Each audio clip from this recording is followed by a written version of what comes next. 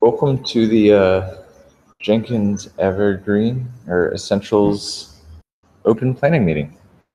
Figured this will be fairly quick because it's looking like it just will be Mandy and I today, since Baptiste should be off having a nice relaxing vacation, as the French are wont to do in the summer. So I'm actually I'm pretty excited this morning, Mandy, because we've got things so close. They're just so close to being done. At least as far as milestone 1 goes. So what I wanted to walk through just really briefly was this would be informational for you and probably for Baptiste, who will be watching this later, I presume. I merged the code related to the Essentials YAML processing. Disregard this. I've been working on addressing that. So let me open up the essentials.yaml that's in the tree right now. So this essentials.yaml is now conforming to, I think it was JEP 309. Let's see here. Which describes the bill of materials for both what we're doing here and then some of the work that Oleg and Carlos are also working on. And in this bill of materials, we're basically just using this YAML file to describe, here's the components that are going to be going into the sort of core environment, and then additional environments, which we refer to as flavors in the back end. And all of that gets realized, quote unquote, realized into a list of the actual, like a fixed list of the bill of materials. So that's what's actually been implemented here in our tree now. This code all lives under services CLI. And what I decided to do is I didn't want to maintain a big giant list of prospective dependencies. Up here in the spec, we have the versions of plugins we consider essential to the Evergreen distribution at sort of a top level. So we're not listing everything here, but we're listing things at a top level, which includes the workflow aggregator just to pull in those plugins, Blue Ocean, the Essentials plugin. We have a couple incremental plugins here. And what the CLI will do is it will read this file and then generate this status, which is the realized version of the bill of materials, which includes all of the dependencies. And based off of Jesse's guidance last week, I changed this to where it doesn't rely on the update center, except for there are some cases where we need to take a artifact ID and discover the corresponding group ID. And that information is conveniently located in the update center. So we only use the update center for artifact group ID pairing lookups. But other than that, we're actually going to Artifactory, and let's say, for example, the Artifact Manager S3 plugin. We go to Artifactory and we fetch the manifest.mf file, which is located in the version 1.1 of that file. And that manifest.mf file has the plugin dependencies and the required versions listed. And we compute all of that.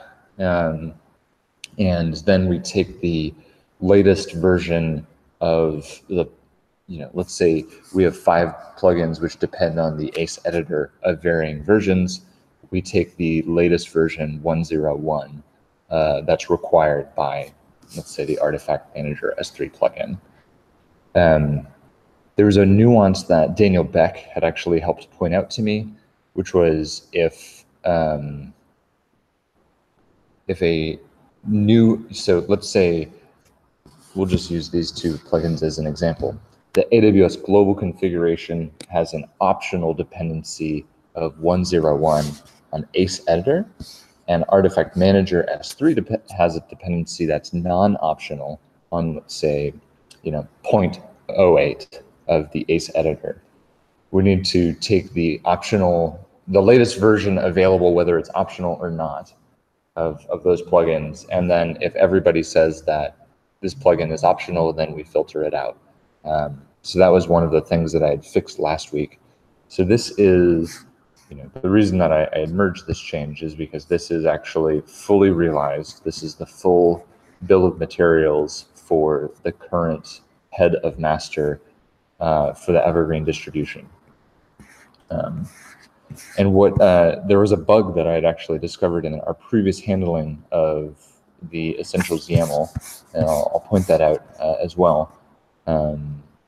So in the Docker Cloud environment, we say we need the Docker plugin, for example, and so we have to resolve the dependencies that are in that environment. Let's scroll down. And what I had discovered was that the Docker plugin pulls in a newer version of a dependency that's located in the base set of dependencies. And so we need to overwrite that. So anything that's got anything that's being provisioned with this Docker Cloud environment, it's going to actually pull in a later version of token macro than what the base set is going to pull in. And of course, if we wanted to pin token macro 2.3, then we would just need to add it to the spec up at the top. And to support this, there are two make targets which have been introduced. One is generate essentials, which will take this spec and then generate the status section of the bill of materials. And then the other is generate ingest, which you may have seen my more recent pull request, which is going to ensure that we have the, you did see my most recent pull request. Make sure that we always have the ingest file that can be uploaded into the Evergreen backend. And so the big change that happens with this pull request is that the ingest is really the collection of URLs that are going to be given to clients. And the bill of materials is something that our tooling can work with independent of that ingest.json to run tests and to do all sorts of other interesting things. But that's all done. That was very difficult to do because building a dependency resolver typically requires a lot of recursion, and doing recursion when you've got asynchronous or promises floating around in Node was a little challenging for me. So if you look through that code, Mandy, you'll see a lot of promise.all, forcefully resolving some promises before we bounce back up to the next layer of our, of the call stack. And that kind of sucked, but it's done now, and hopefully we don't have to touch it for a long time. Awesome. Does the bill of materials make sense to you? Yes. Okay. That's something I know Oleg was waiting for me to provide final feedback on. I think this JEP is now ready to be accepted. So we say this is the official bill of materials format, and the custom war packager, which Oleg has built for some of his testing work, the acceptance test harness, which also relies on this format, and then Jenkins Evergreen will all have this same identical format, which will make things very useful for testing a distribution of Jenkins, which is wunderbar. We haven't had that before. So that's really big. And then what that leaves for us is really sort of preparing the AWS distribution and then closing out on some of the other tasks. Yeah. So I guess I saw you've got code for this, the update unit tests to have messages. Yeah, I mean, that is just purely test cleanup. It was something I ran into when I was troubleshooting the test for the flavor feature, where some of the tests didn't have output when they failed. And when you had multiple asserts in the same test method, it was really hard to tell what was failing. Oh, for sure. If you'll recall, I had to have you and Baptiste help me parse some test output last week. Yeah, so I've got every single assert has an explicit log message so that if we have failures, you can at least tell exactly which line failed now. That's fantastic. That'll be very helpful. Part of why that'll be very helpful, and this is something that I am really excited about with the dependency resolution stuff being done, is if we change the essentials YAML, for example, and include a plugin that doesn't have its dependencies or that fails on startup, then that gets caught by those smoke tests, because we're only going to know if it fails when Jenkins tries to start. So having those clear messages there will make it obvious, or more obvious, when Jenkins has just failed to start because we screwed something up. Yep. Which is excellent. Yeah, and so there was one thing I did add in here. Yeah, I noticed that wasn't there earlier. This provide documentation for the Essentials client server, and then and the end user docs to start a Docker instance. Those are both things that I had that were in the unassigned bucket in milestone 1, which I think are important for milestone 1, and I figure we could just knock those off pretty quick this week, just to keep things moving forward. I think, but okay. for you, unless there's something that you're really passionate about, you might be wrapping up milestone 1 soon. Looks that way. I don't know if any of these tickets that are assigned to Batiste, if there's something that you can help out with. I thought this one, the retry client calls, I thought we did this already. Oh no, those are the API calls. So we retry on downloads, but we don't retry on API calls. Okay. Yeah, if you'll take a look at those tickets to see if there's something that we could close out for Batiste, since he's on vacation. Actually, this one I think I can close out, because this has been incorporated. I'm going to send that to me.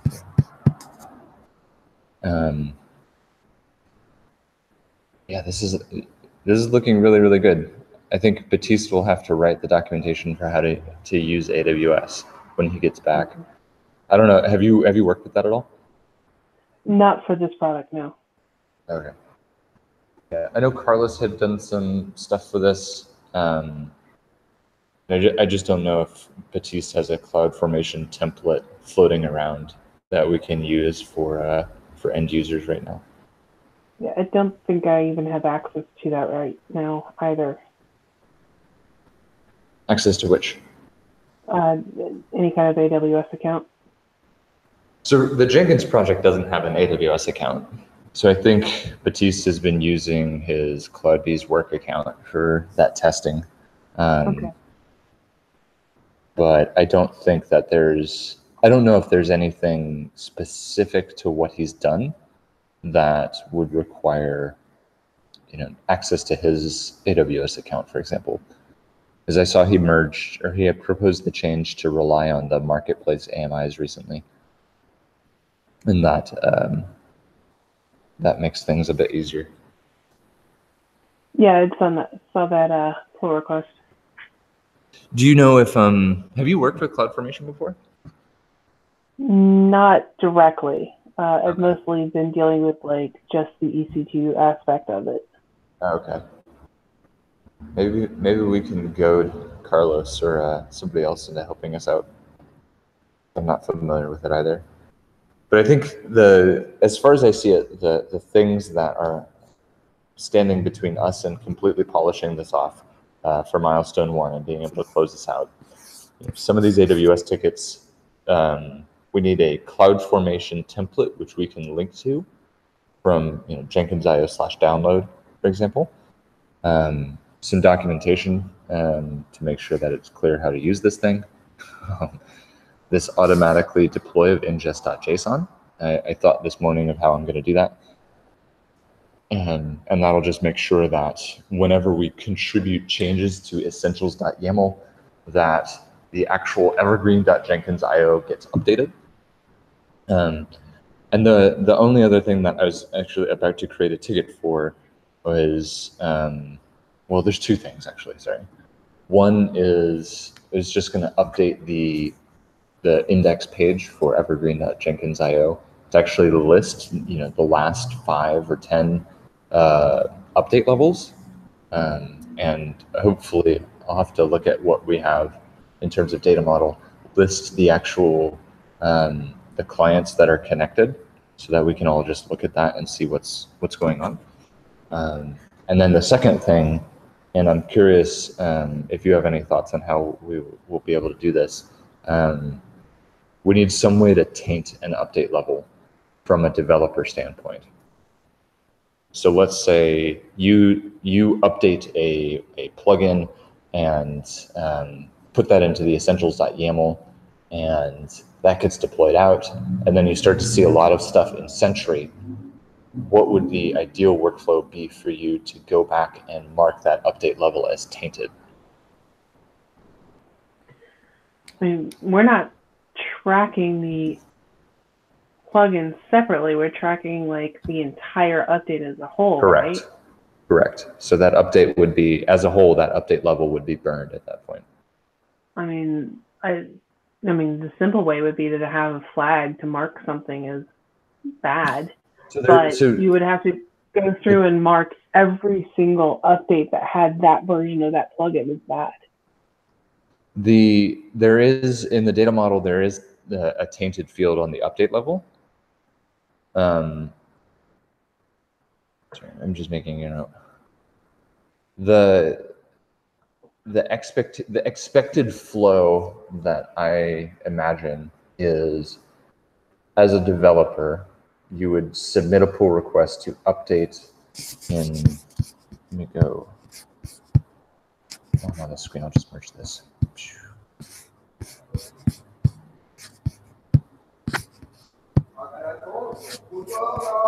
Yeah, the build wasn't done when I looked at it, so I was waiting for that to finish.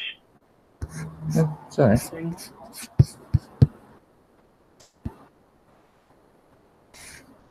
I mean, so what would you pull request against them if? I would create a, so wouldn't these only live in the database, or are they going to exist as a file every time a change happens?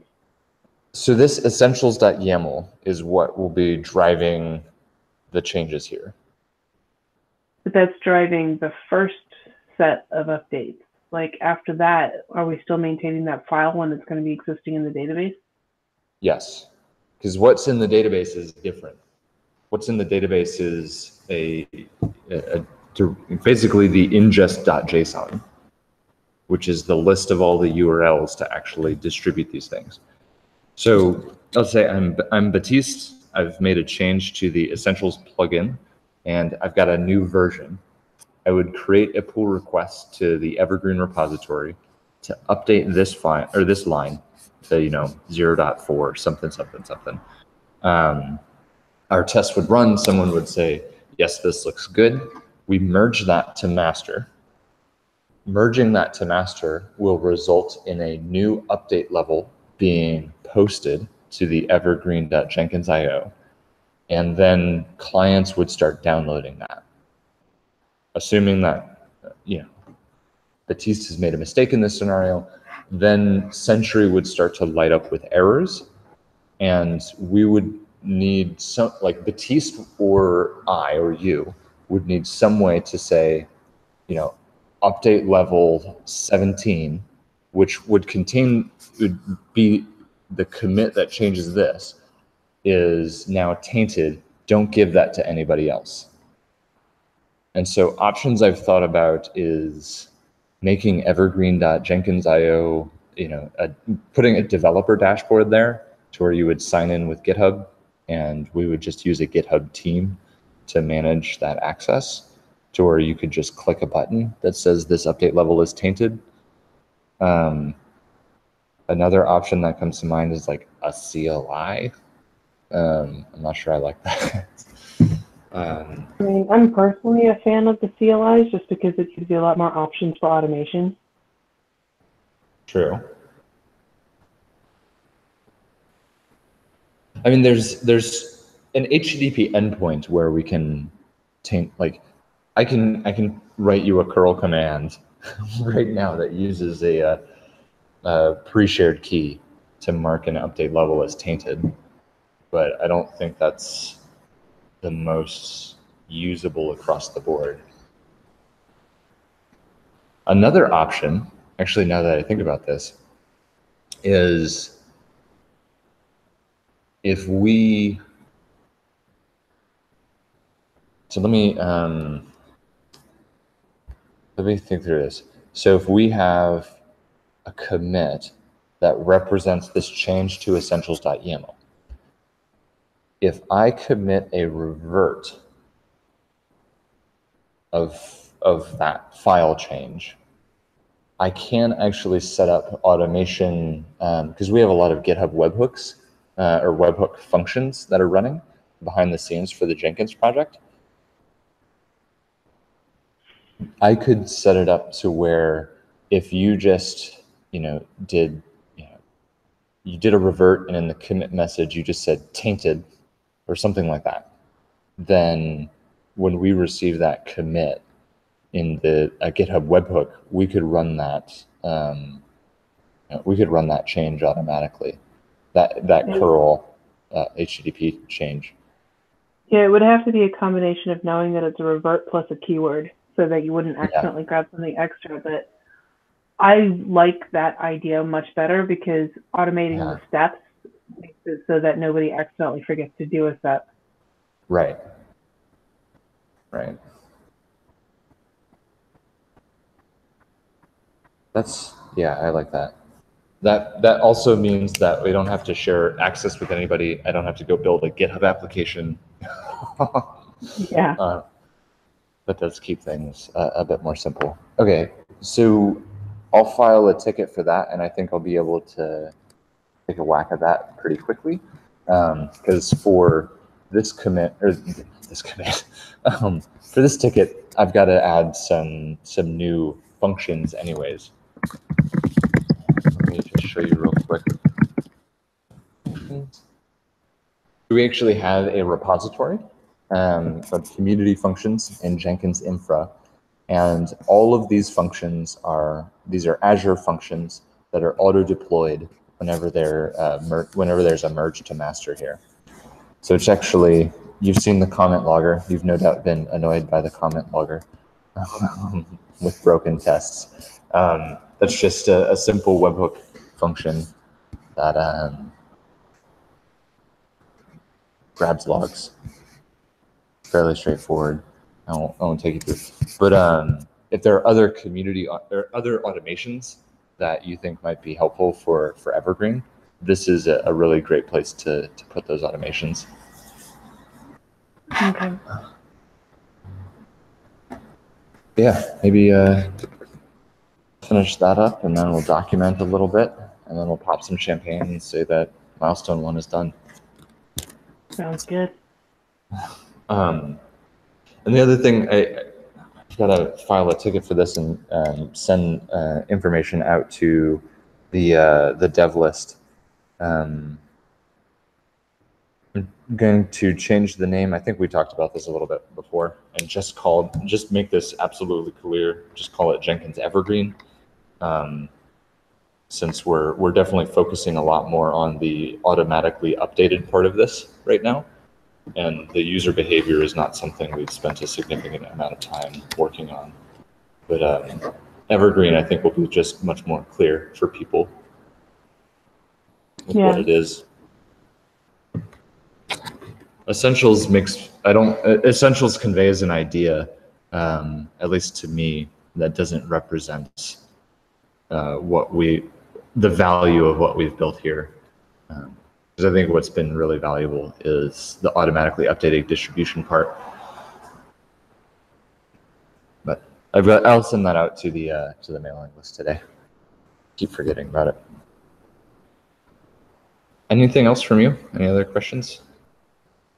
The only thing I've thought of is because I keep dealing with the flavor aspect. Do we want any of the jets to define what valid values are for that so that there's no potential for confusion there, or are we fine with the way it's defined? I think it's fine the way that it's defined. I think what might need to be updated is go to, I think in JEP 307, and will you please take a look after the call, JEP 307 or JEP 303?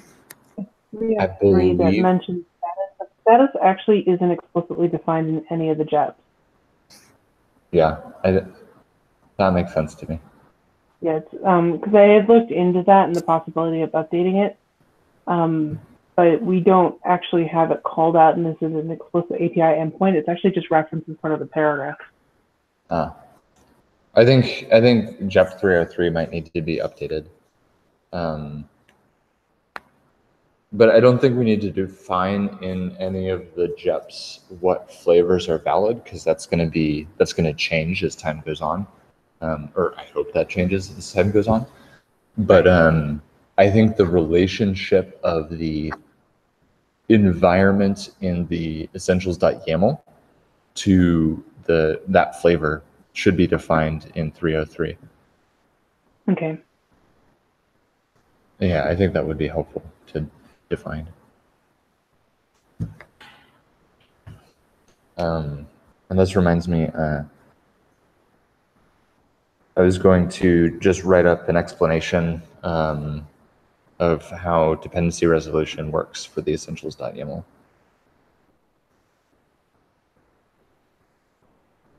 Let's see.